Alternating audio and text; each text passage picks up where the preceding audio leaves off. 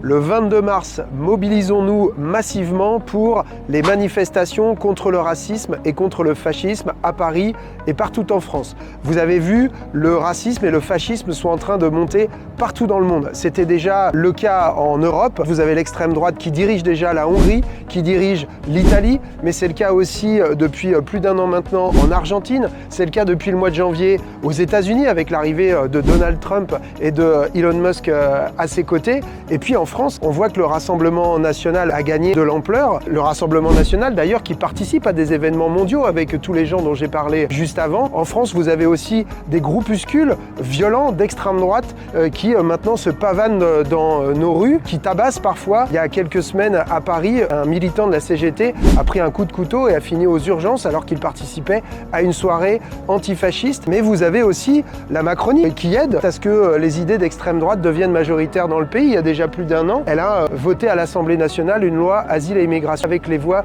du Rassemblement national. On voit les déclarations de M. Retailleau sur l'Algérie et puis un paysage médiatique en France. C'est surtout l'empire de Bolloré, ses chaînes, CNews en particulier. On voit que l'extrême droite, au plan médiatique, elle est en train de s'étendre un petit peu partout. En vérité, ce qu'on est en train de constater, c'est que la France de 2025, on y retrouve tous les ingrédients de l'Allemagne des années 30 qui a porté Hitler au pouvoir. Le racisme, même si on n'en est pas victime directement, évidemment c'est important de lutter contre le racisme parce que c'est une lutte qui est un pilier de notre République et de notre devise liberté, égalité, fraternité. Et le fascisme, on est pour le coup tous concernés puisque c'est les conditions même de possibilité de la démocratie qui se jouent à travers cette lutte contre le fascisme. Je vous invite à être mobilisés nombreux dans la rue. Nous, on n'utilise pas la violence, notre force est notre nombre, donc il est important qu'on soit très nombreux pour montrer ce rapport de force et dire que le fascisme ne passera pas. Vous pouvez retrouver une carte avec toutes les manifestations sur le site